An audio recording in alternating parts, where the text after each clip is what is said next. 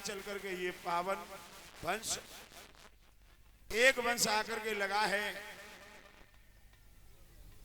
बटेश्वर में, जहां के राजा महाराज सूरसेन थे। उनके वसुदेव इत्यादि 10 संतान पैदा हुई और एक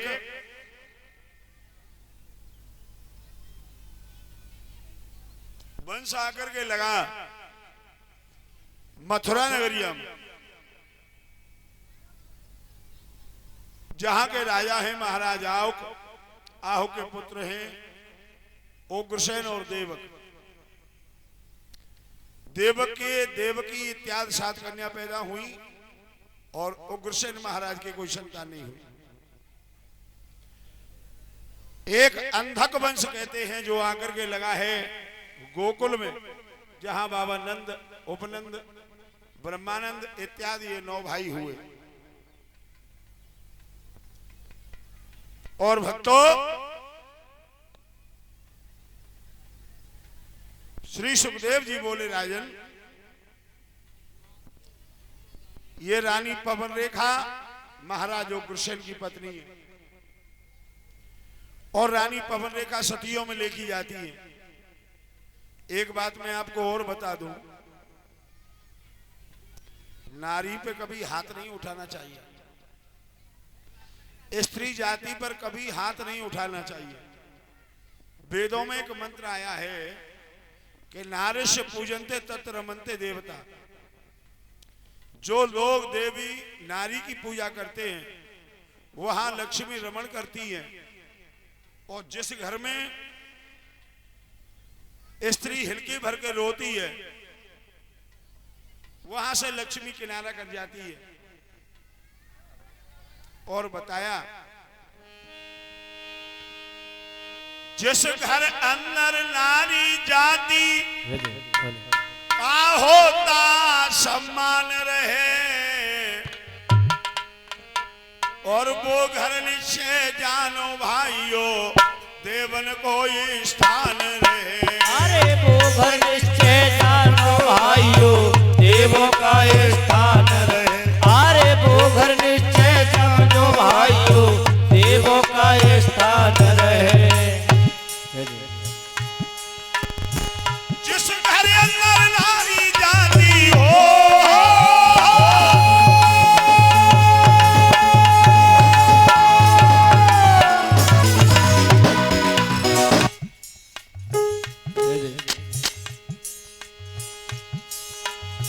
जिस घर अंदर नारी जाति का होता सम्मान रहे, वो घर निश्चय जानो भाइयों देवों का ये स्थान रहे। वो घर निश्चय जानो भाइयों देवों का ये स्थान रहे। अरे वो घर निश्चय जानो भाइयों देवों का ये स्थान रहे। नारी जहां खुश होकर के जय मन में बोध मनाती, वहां सुख संपत्ति और लक्ष्मी दौड़ी दौड़ी आती। सुख संपत्ति और लक्ष्मी दौड़ी दौड़ी आती। अरे सुख संपत्ति और लक्ष्मी दौड़ी दौड़ी आती। जिस घर में स्त्री जाति खुश रहती है वहां सुख संपत्ति और लक्ष्मी ये रमण करती है। और जिस दिन स्त्री घर में नाराज हो, बालकन के मोहिना धोए, स्कूल को तैयारी नहीं की है, नाश्ता नहीं बनाया, और इतना ही नहीं,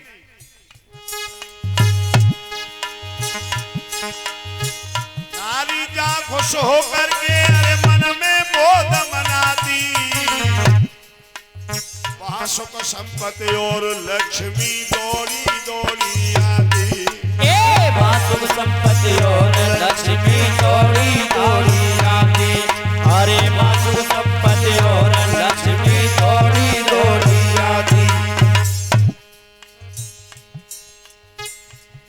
उस दिन तुम अपनी धर्म पत्नी के गाल पे तमाचा मार दियो, परीक्षा जी बादल की सब्जी खाइयो, के तो नमक होगो ही ना आए, के मिर्ची झोंक दे बुरी तरह थे। ओ काउ दिन जले सत्ते झुमका बनवा के ला के दे दियो, बादना की सब्जी खाइयो। अरे भैया अचार अलग, सलाद अलग।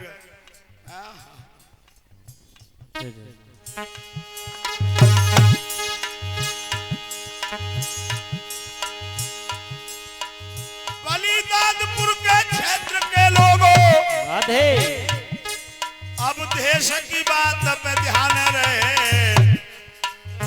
वो घर निश्चय जानो भाइयों, देवन को स्थान रहे। वो घर निश्चय जानो भाइयों, देव का स्थान रहे। अरे वो घर निश्चय समझो भाइयों, देव का स्थान रहे।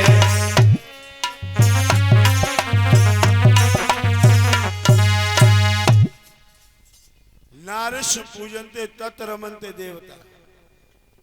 जिस घर में नारी की पूजा होती है वहां देवता रमण करते हैं, और जिस घर में नारी हिचकी भर के रोती है वहां से लक्ष्मी किनारे कर जाती है।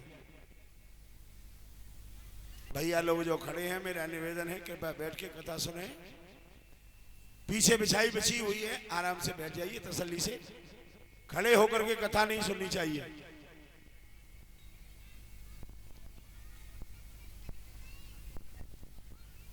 हेलो भैया लोग जो खड़े हैं, शायद मेरी आवाज आप लोगों तक नहीं पहुंची हो। सब लोग खड़े दुविधा में पड़े। आप लोग उधर बिछाई बिछी है, आराम से बैठ जाइए। खड़े होकर के कथा नहीं सुनिए, सही शांति से बैठ करके भगवान की कथा सुनो।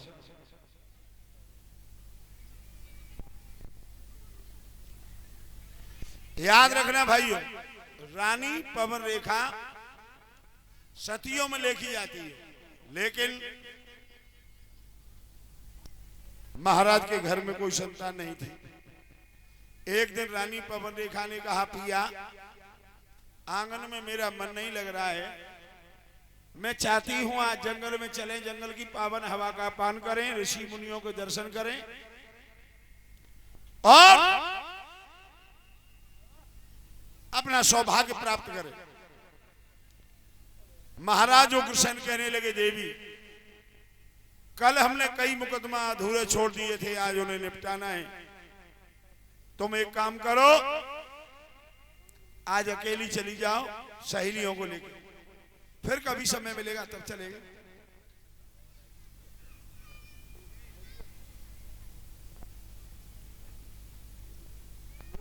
अब ये चली अपनी सहेलियों को साथ लेकर।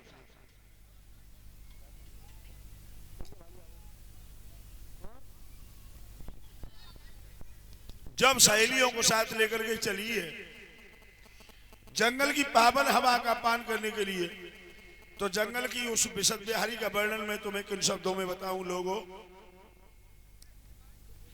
सुंदर सुंदर वृक्ष, लता पताएं, उन वृक्षों पे मोर पपिया कोयल बोल रहे, मीठी सुगंध वायु चल रही। उस मस्त मौसम में रानी पवन रेखा इतनी मस्त हो गई कि रस से नीचे कूद गई। और जब रथ से नीचे कूदी हैं, जंगल में थोड़ी दूर निकल गई, तो उस जंगल में शेर, भेड़िया, बंदर, भालू, अजगर, चीता, लगड़, भग्गा, जहरीले जानवर भी दिखाई देने लगे। अब रानी पवन रेखा कांपने लगी। ओ बहन मुझे बचाओ, ये बंदर मेरी तरफ लपक रहा है। ओ बहन मुझे बचाओ, ये शेर मेरी तरफ धार रहा है। लेकिन उन लड़कियों को फासला हो गया बहुत दूर का, आवाज नहीं सुन पाई। तब तक एक राक्षस उस जंगल में रहता था, उसका नाम था दुर्मलिक। दुर्मलिक नाम के राक्षस ने रानी पवन रेखा के यौवन को देखा, तो उसने उग्रसेन का रूप बना लिया। और भक्तों, जहां रानी पवन रेखा कांप रही है, आकर के वहीं पे कहने लगा,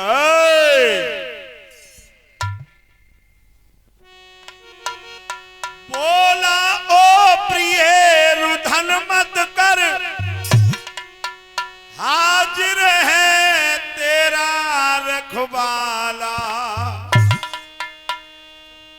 मेरे आगे तुझको देखे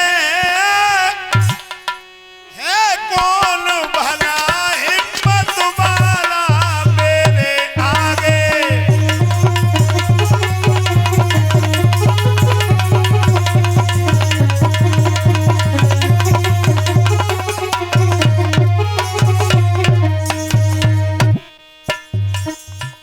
देवी हमारे सामने कोई नीच तुम्हें आंखें उठा करके देखेगा, हम उसकी आंखें नोच देंगे। मैं चंपा गुलाब नरगश्यवादी बन करके आया हूं और जल्दी हो जा तैयार प्रिय, आ जाए यहाँ पे कोई बसर नहीं। तो नीचो घूंघट करके बोली मैं कब तुमको तैयार नहीं, नीचा घूंघट।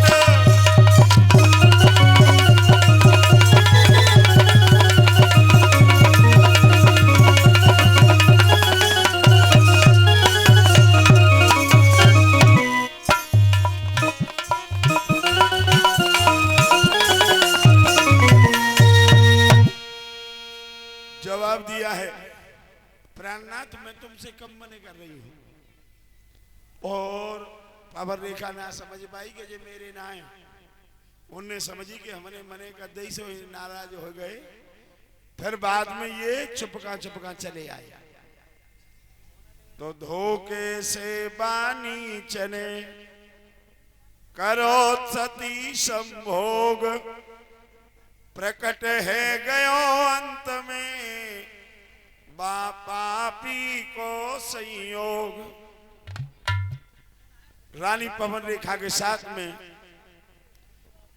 जब इसने दुष्कर्म किया है और भक्तों अपनी असली सूरत में आया तो रानी पवन रेखा कांपने लगी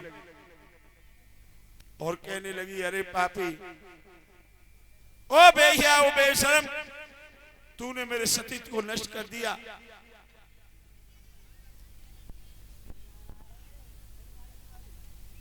दुर्मलिक कहने लगा देवी मैंने गलत नहीं किया है, हमने तुम्हारे गोद को खाली देखा, मैं तुम्हारी खाली गोद को भरने के लिए आया हूं। और एक बात बता दूं,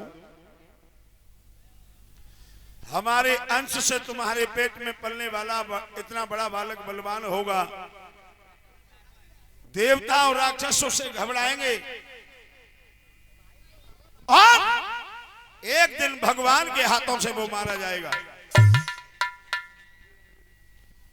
पवन रेखा कहने लगी पापी जैसा तू नीचे है वैसा ही वो होगा, मेरी आंखों से ओझल हो जा।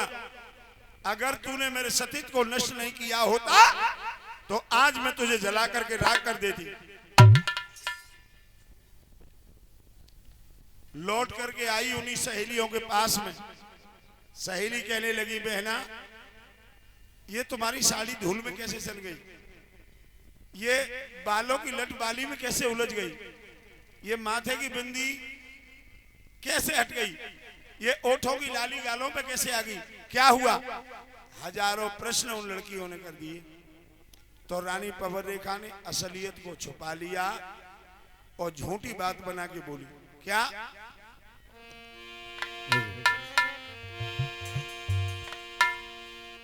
एक हट्टा कट्टा सा बंदर मेरे थप्पड़ गाल में झाड़ गया।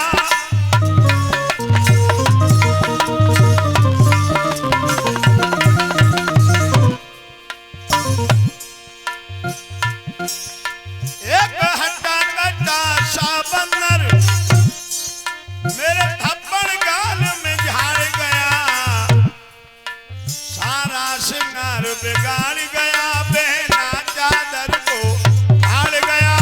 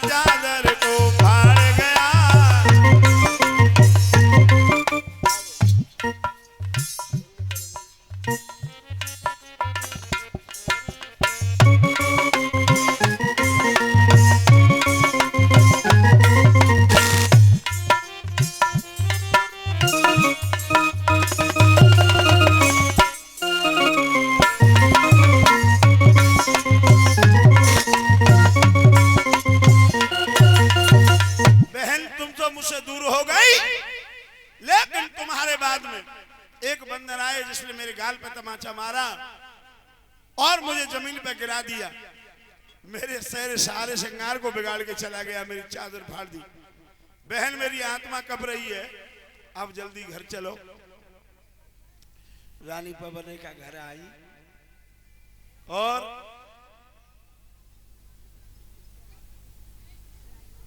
स्नान करके कपड़े बदले।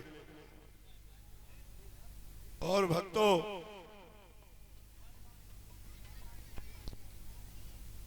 जब गर्भावस्था का समय हुआ है तो रानी पवन रेखा के एक लड़का ने जन्म लिया। उसका नाम क्या पड़ा?